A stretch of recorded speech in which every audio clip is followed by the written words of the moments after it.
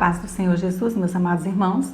Aqui é a missionária Arlete, quem vos fala, para mais uma pré-aula da nossa revista da Escola Bíblica Dominical, neste segundo trimestre de 2018, quando estamos estudando o tema Aperfeiçoamento Cristão, propósito de Deus para o discípulo de Cristo. Hoje estaremos estudando a lição de número 4, com o tema Disciplina e o processo educacional de Deus. Antes de iniciarmos esse estudo, vamos fazer uma oração como de costume, buscando de Deus a sua direção para esta pré-aula. Senhor, nosso Deus, nosso Pai, nós te louvamos e agradecemos por mais esta oportunidade de estudarmos a Tua Palavra. Te pedimos, Senhor, a Tua bênção, a Tua direção para esta pré-aula. Nos ajude, Senhor, a entender as Tuas verdades. Abençoe os nossos pastores e todos aqueles que contribuíram para a nossa vida cristã durante toda a nossa vida. Em nome de Jesus. Amém. Agradeço a você que tem nos acompanhado neste trabalho, que se inscreveu no nosso canal, já fez o seu comentário, deixou o seu like. Muito obrigada a todos. E você que ainda não se inscreveu, faça isso agora. Inscreva-se e ative o sininho para ser avisado das nossas postagens. Bom, amados irmãos, hoje estaremos estudando, como já dissemos, a lição de número 4, Disciplina e o processo educacional de Deus. O texto áureo desta lição de hoje encontra-se em Hebreus, capítulo de número 12 e o versículo de número 6, e diz o seguinte: porque o Senhor corrige o que ama e açoita a qualquer que recebe por filho. A verdade aplicada nos diz que a disciplina faz parte do processo de aperfeiçoamento do discípulo de Cristo enquanto estiver na terra. Os textos de referência de hoje encontram-se em Hebreus, capítulo de número 12, versículos 7, 8, 10 e 11. E diz assim o texto sagrado: se suportais a correção, Deus vos trata como filhos. Porque que filho há a quem o pai não corrija? Mas se estáis em disciplina, da qual todos são feitos participantes, sois então bastardos e não filhos. Porque aqueles, na verdade, por um pouco de tempo, nos corrigiam como bem lhes parecia, mas este, para nosso proveito, para sermos participantes da sua santidade. E, na verdade, toda correção, ao presente, não parece ser de gozo, senão de tristeza, mas depois produz um fruto pacífico de justiça nos exercitados por ela. O primeiro objetivo desta lição é explicar o que é a disciplina à luz da Bíblia. E na introdução da nossa revista, diz que a disciplina faz parte do processo de crescimento, amadurecimento e aperfeiçoamento do discípulo de Cristo. Para que haja ordem na igreja, o corpo de Cristo aqui na terra, é necessário que haja disciplina.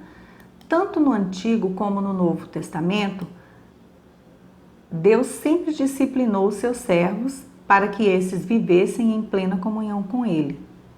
Tópico 1. Disciplina. O que é isto?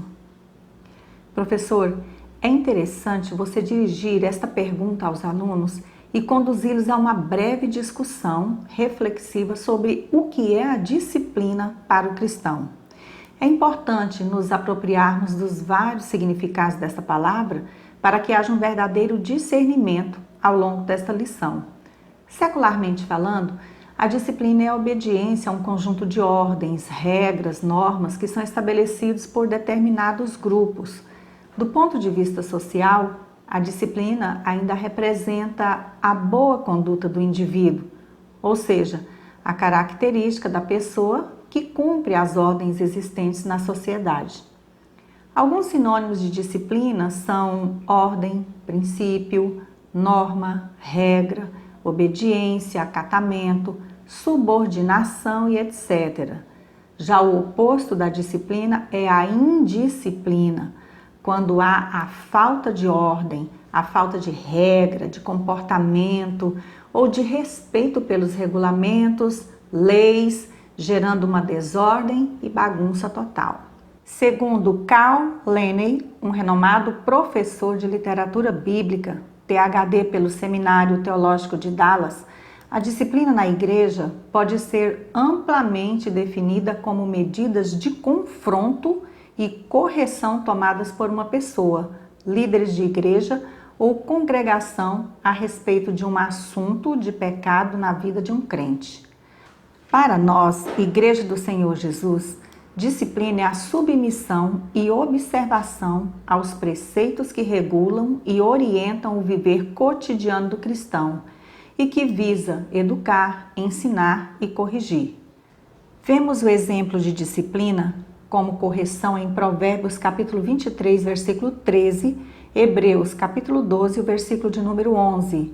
E como obediência a normas e ordens, podemos constatar em Ezequiel capítulo 20, o versículo de número 37 e Efésios capítulo 6 e o versículo de número 4. O comentarista diz aqui na revista que quando o púlpito da igreja silencia, muitos começam a agir de acordo com seus próprios pensamentos e como melhor convém a cada um. E isto gera alguns equívocos mencionados neste tópico. Os equívocos mencionados neste tópico são característicos de pessoas que ainda estão sem a devida correção e instrução da palavra de Deus, que não experimentaram verdadeiramente o novo nascimento. Isto é fugir dos padrões de Deus para as nossas vidas. Procuremos entender o que é a disciplina à luz da palavra de Deus. Subtópico 1.1. Disciplina e a sua necessidade. Sobre a necessidade de disciplina para os filhos de Deus, veja o que a Bíblia diz em Provérbios capítulo 3, versículo 11 e 12. Filho meu, não rejeites a disciplina do Senhor, nem te enfades da sua repreensão, porque o Senhor repreende a quem ama, assim como o pai ao filho a quem quer bem. As referências bíblicas que acabamos de ler em Provérbios ensinam que a disciplina divina demonstra o amor de Deus por nós. A correção do Senhor é o outro lado da sua graça. Se não tivesse tanto amor pelas suas criaturas, Deus poderia simplesmente aniquilar o pecador. Mas, como Pai amoroso que é, Ele nos faz passar por situações difíceis, onde teremos condições de aprender grandes verdades sobre o seu querer em nós. O que eu e você temos que entender é que Deus só corrige, disciplina aquele a quem Ele ama, conforme a citação bíblica apontada pela revista em Hebreus capítulo de número 12, onde destacaremos 3 versículos, o 5, o 6 e o 11, que diz o seguinte. Versículo de número 5. E estais esquecidos da exortação que, como a filhos, discorre convosco. Filho meu, não menosprezes a correção que vem do Senhor, nem desmaies quando por ele és reprovado. Porque o Senhor corrige a quem ama e açoita a todo filho a quem recebe. Versículo 11. Toda disciplina, com efeito, no momento não parece ser motivo de alegria, mas de tristeza. Ao depois, entretanto, produz fruto pacífico aos que têm sido por ela exercitados, fruto de justiça. Nos versículos lidos, o autor sagrado fala de açoites, de castigos, significando chicotadas, usado metaforicamente para designar punição. No contexto destes versículos, a disciplina inclui a perseguição, conforme você pode constatar no versículo 3 e o versículo 4. Na família, os filhos são disciplinados por causa do amor de seus pais. Têm que aceitar e aprender pela disciplina paterna. Da mesma maneira, Deus nos disciplina porque nos ama como Pai e quer que sejamos perfeitos como Ele é perfeito. Nas sociedades antigas, geralmente o filho bastardo ou ilegítimo não tinha direito à herança. Sem sofrer disciplina, literalmente educação infantil, os crentes não poderão ser considerados filhos legítimos, mas sim bastardos, no sentido de que não serão como o pai. Hebreus capítulo 2, versículo 10. não irão receber herança nem recompensa no reino de Deus. Hebreus capítulo 1, versículo 14. Os cristãos devem não só receber a disciplina de Deus, mas estar sujeitos inteiramente ao Pai Celestial, que tem em vista todo o nosso bem. A cada experiência, Deus nos molda como povo santo, separado para os seus bons propósitos. Subtópico 1.2: Disciplina e os diferentes termos. O autor diz o seguinte aqui na revista: somente no texto de Hebreus, capítulo 12, versículos 5 a 11, encontramos 10 vezes diversos termos correlatos: correção, repreensão, disciplina. Os primeiros leitores da carta aos Hebreus certamente ficaram maravilhados e surpresos por Deus os haver corrigido desde o princípio da sua fé. Até o momento da revelação feita pelo autor da epístola, eles ainda não haviam entendido como o seu sofrimento contribuía para o crescimento da sua fé. Em Hebreus 12:11, lemos: toda disciplina com efeito, no momento, não parece ser motivo de alegria, mas de tristeza. Mas depois, entretanto, produz fruto pacífico aos que têm sido por ela exercitados, fruto de justiça. Disciplina aqui tem a ver com normas, preceitos, difíceis de serem cumpridos, mas a sua observância é necessária ainda que doa. Trata-se de provações com vistas a um gradativo fortalecimento.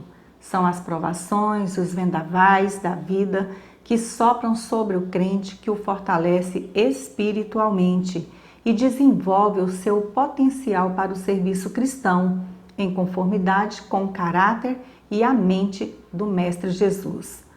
Subtópico 1.3: Disciplina e a santidade de Deus. O autor nos fala aqui na revista que precisamos de correção, repreensão e disciplina, pois fomos chamados por Deus para sermos santos. Contudo, ainda estamos propensos às práticas do velho homem. Meus amados irmãos, a base da disciplina de uma igreja local é a santidade de Deus. Vejamos o que diz a Bíblia sobre isso, no Salmo 93 e o versículo de número 5. Fidelíssimos são os teus testemunhos, e a tua casa convém a santidade, Senhor, para todo o sempre.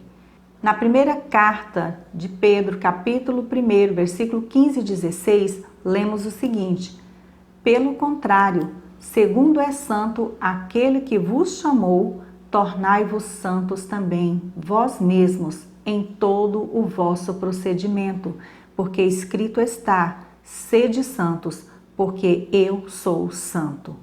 Na primeira epístola aos Tessalonicenses, capítulo 4, versículo de número 7, lemos o seguinte: porquanto Deus não nos chamou para a impureza, e sim para a santificação.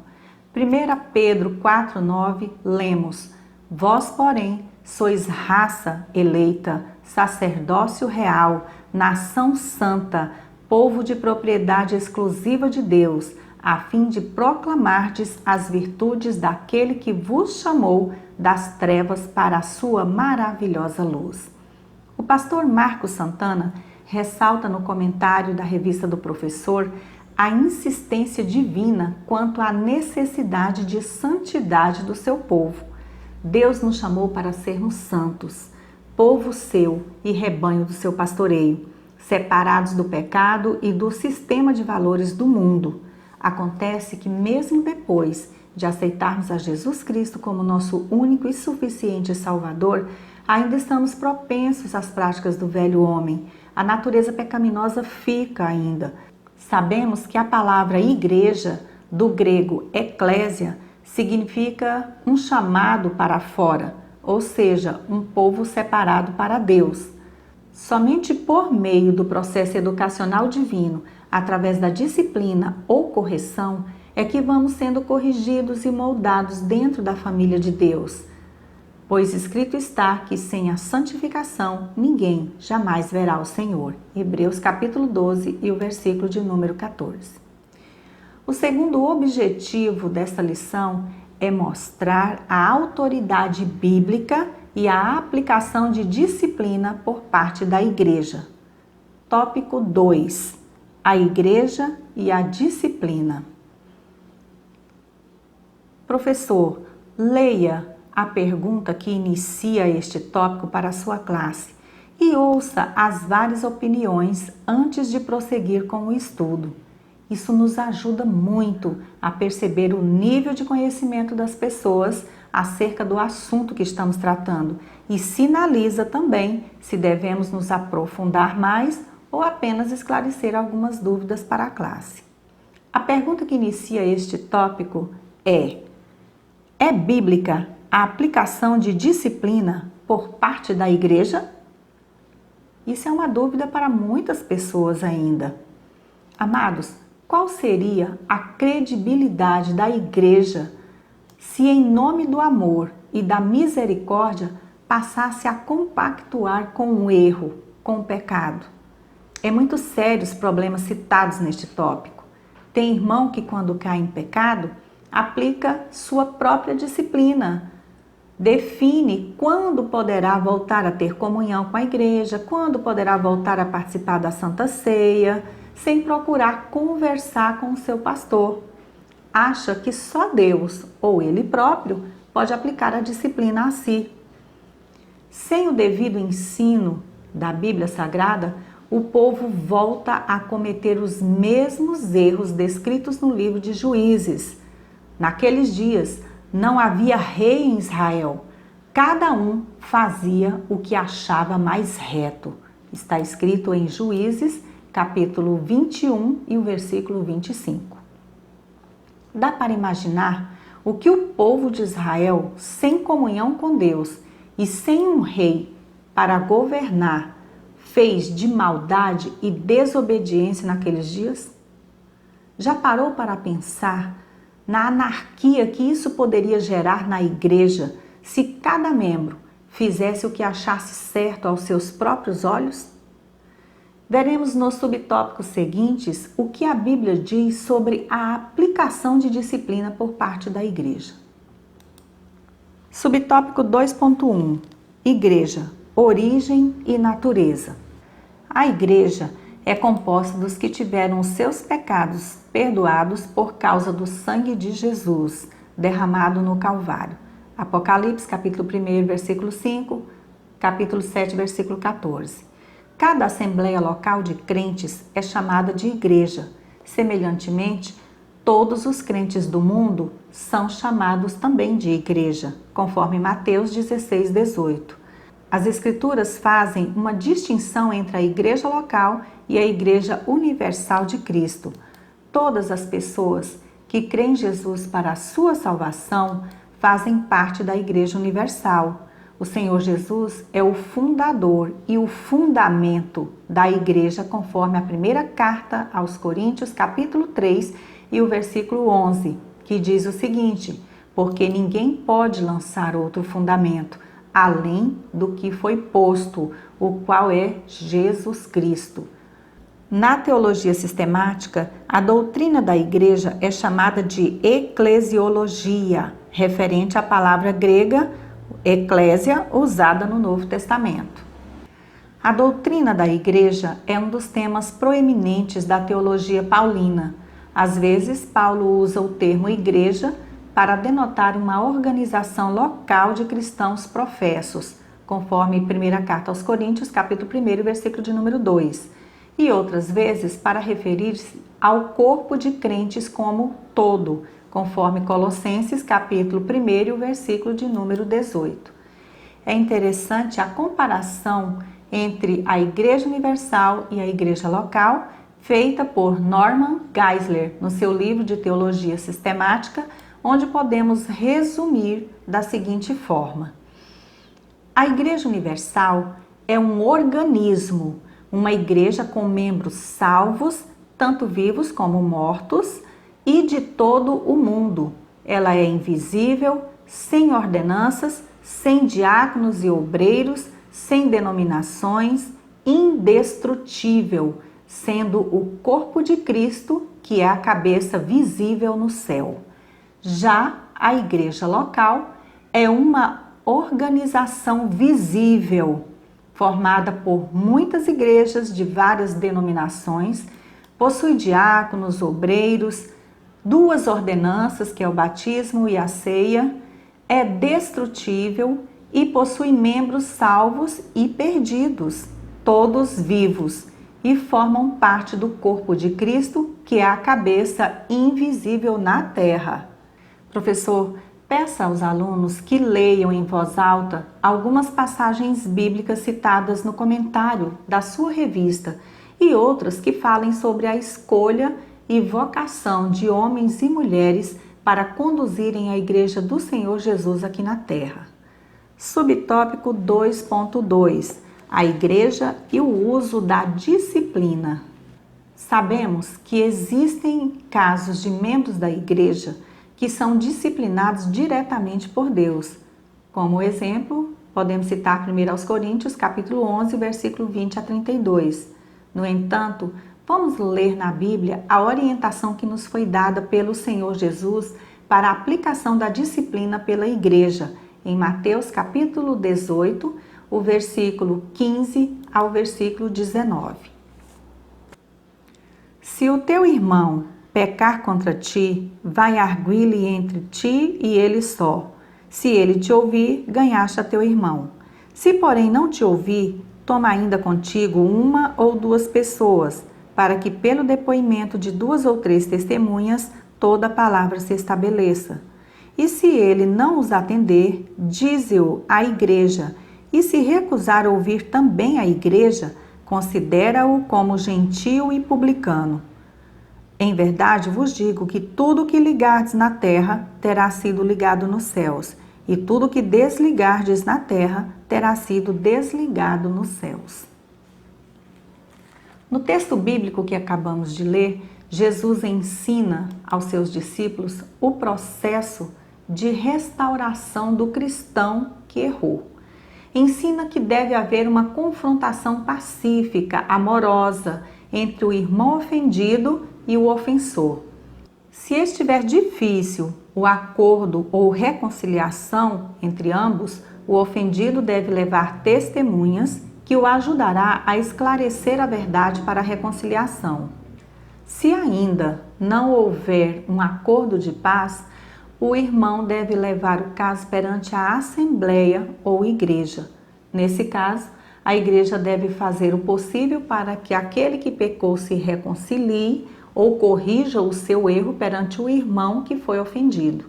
Se mesmo assim o irmão que pecou não se consertar, deve ser disciplinado e cortado a comunhão com toda a igreja. Podemos confirmar essa instrução em algumas passagens bíblicas, como 1ª Carta aos Coríntios, capítulo 5, versículo de número 11, 2ª aos Tessalonicenses, capítulo 3, versículo 6 e o 14 e o 15. Em Mateus 18, vemos a promessa da direção de Deus dada à igreja nas tomadas de decisões. Diz o seguinte o texto sagrado: em verdade vos digo que tudo o que ligardes na terra terá sido ligado nos céus, e tudo o que desligardes na terra terá sido desligado nos céus. Professor, é de suma importância a leitura das passagens bíblicas sobre a autoridade da igreja para disciplinar. Comente a necessidade de evitar abusos disciplinares por parte da igreja, citando exemplos, caso conheça, ou ouvindo relatos dos alunos. Estamos vivendo numa época onde a falta de reverência e temor a Deus, o individualismo, a autossuficiência de muitos crentes, a falta de respeito e obediência, a insubordinação a toda e qualquer autoridade ou liderança tem feito com que muitas igrejas abandonem a prática da disciplina aos membros que escandalizam por causa do pecado, negligenciando o exercício da autoridade eclesiástica dada por Jesus. temos que perseverar na sã doutrina que nos é dada através da Bíblia, a palavra de Deus, assumindo a posição firme contra o pecado e vigiando em todo o tempo até a volta do Senhor. Subtópico 2.3: os cuidados e objetivos da aplicação da disciplina. Vejamos o que diz o pastor Marcos Santana sobre o assunto. Paulo, escrevendo a Timóteo, declara o objetivo do corretivo aplicado a 2 homens, para que aprendam. O terceiro objetivo dessa lição é ensinar que a vida do povo de Deus é uma vida que envolve disciplina. Tópico 3.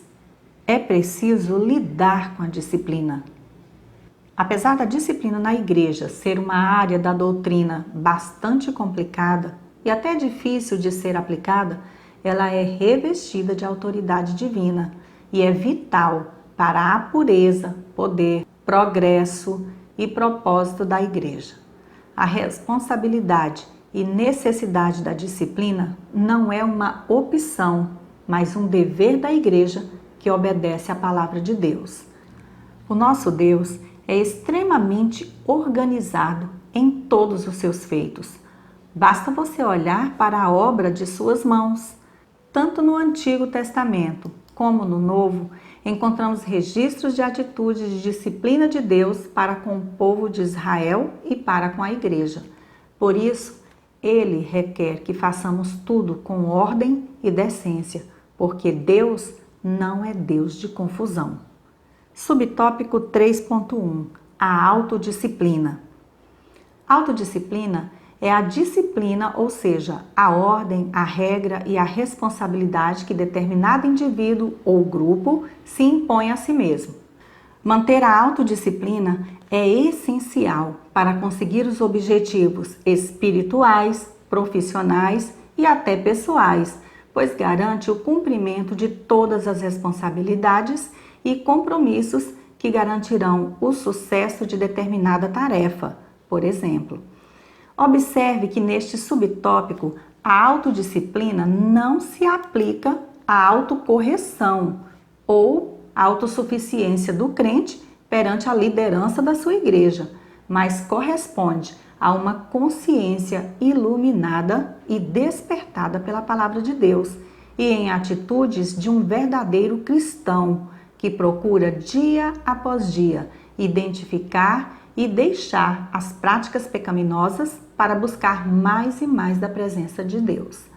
Vejamos um exemplo de autodisciplina na passagem bíblica na primeira carta aos Coríntios, capítulo 9, e o versículo 24 ao versículo de número 27. E diz o seguinte a palavra do Senhor: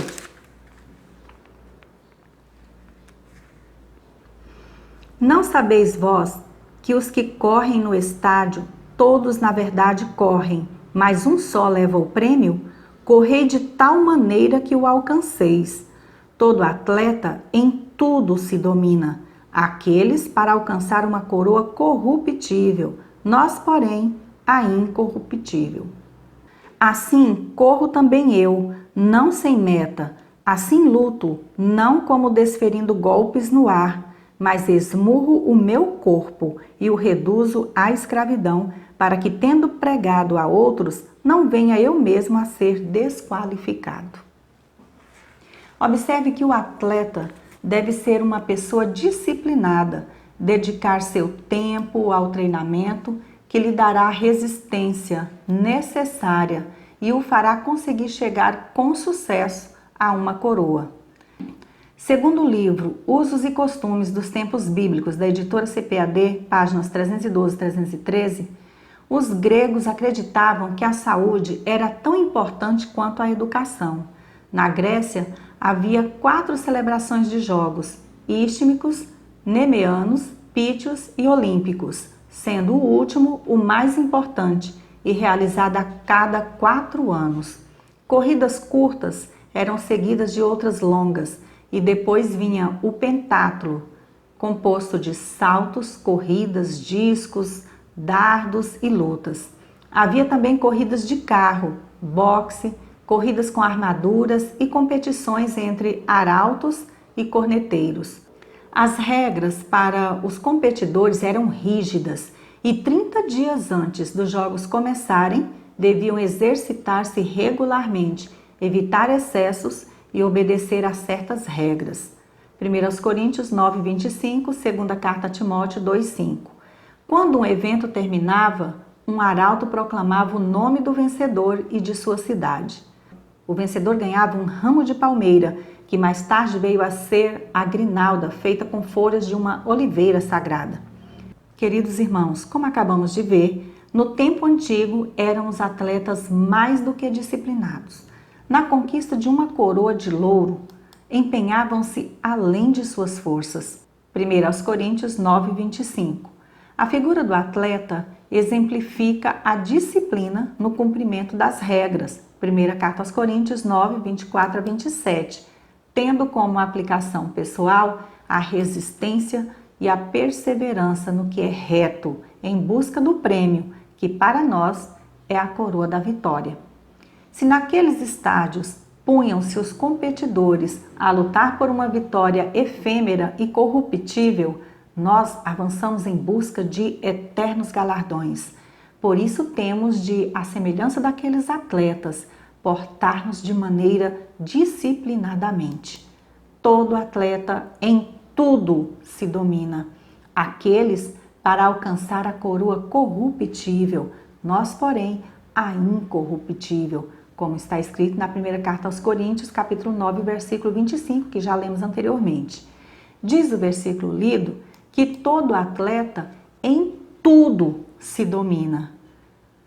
Ou seja, ele tinha que exercer o controle de si próprio no que diz respeito à sua alimentação, às suas emoções, seus treinos físicos, horários para se cuidar, enfim, ter uma dedicação extrema e foco no alvo, a sua vitória. Ele exemplifica o exercício, a perseverança, o domínio próprio e o sacrifício pessoal necessário ao crente para o seu crescimento espiritual. Para se ter uma vida cristã vitoriosa, temos que desenvolver a autodisciplina e nos dedicarmos perseverantemente aos exercícios espirituais para corrigir e evitar o pecado. Vejamos algum deles citados no comentário da Revista do Professor.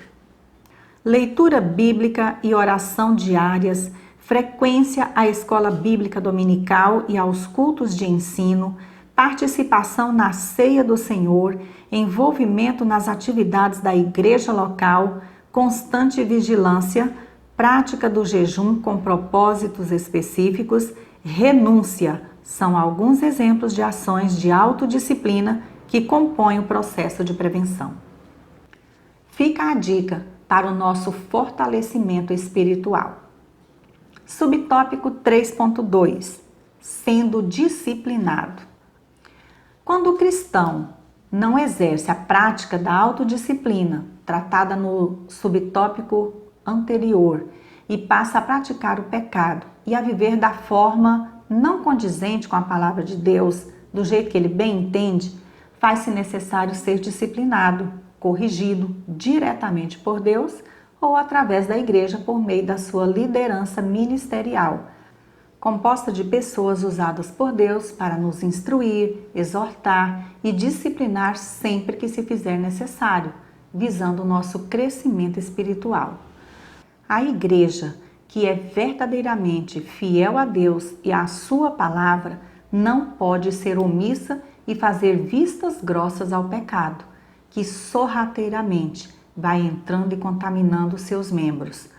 Todo crente nascido de novo deve ter a humildade de submeter-se à autoridade daqueles que têm sido constituídos por Deus no corpo ministerial da igreja, para se evitar a disciplina aplicada por Deus ou pela igreja. Basta seguir as instruções abordadas no subtópico anterior, ou seja, abandonar as velhas práticas pecaminosas e viver em novidade de vida. em acordo com a sã doutrina, os ensinos contidos na Bíblia Sagrada, o nosso manual e regra de fé e conduta cristã. Subtópico 3.3. A questão da tolerância. Em Apocalipse, capítulo 2, versículo 18 ao 29, na carta escrita à igreja em Tiatira, o Senhor primeiro faz elogios referentes às boas obras, ao amor, serviço, fé e paciência. No entanto, faz também uma grave objeção por aquela igreja tolerar o pecado, não aplicando a devida disciplina. Veja o que diz em Apocalipse, capítulo 2, o versículo 20. Tenho, porém, contra ti o tolerares que essa mulher, Jezabel, que a si mesma se declara profetiza, não somente ensine, mas ainda seduza os meus servos a praticarem a prostituição e a comerem coisas sacrificadas aos ídolos.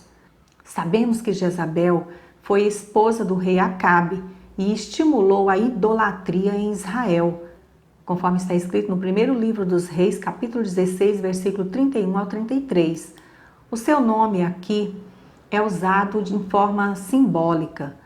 A prostituição da rainha Jezabel consistia em mesclar a religião de Israel com o culto a Baal. Segundo o livro dos Reis, capítulo 9, versículo 22. As doutrinas falsas sempre têm assolado a igreja através dos séculos. Pior ainda, é que na maioria das vezes não são doutrinas totalmente falsas, são adulteradas e somente a visão do Espírito Santo pode dirigir os fiéis na separação entre a palha e o trigo. Os pastores e toda a liderança ministerial da igreja devem estar vigilantes para combater toda sorte de heresias e não podem ignorar o menor sinal deste tipo de erro. Não é porque amamos determinado irmão em Cristo que devemos tolerar o ensino e a disseminação de falsas doutrinas, ou mesmo fazer vistas grossas a determinados tipos de comportamentos vergonhosos que trazem escândalo à igreja do Senhor. O apóstolo Paulo não hesitou em repreender a igreja de Corinto por não ter agido no caso de um homem que abusou da mulher do seu pai. O pecado do envolvimento do cristão com a sua madrasta foi tão abominável quanto o da indiferença da igreja pelo pecado. Paulo, ao saber desses fatos, agiu de modo firme e contundente, a fim de que tais práticas não destruíssem o testemunho acerca de Cristo e sua palavra. Primeira carta aos Coríntios 5:3. Ele disciplinou o pecador, visando recuperá-lo e não destruí-lo. Segunda carta aos Coríntios 13:10. A disciplina visa educar, mudar e restaurar a comunhão cristã do membro que caiu em pecado, servindo de exemplo para toda a igreja. Para concluir, sem disciplina, não podemos agradar jamais aquele que nos arregimentou para o seu exército.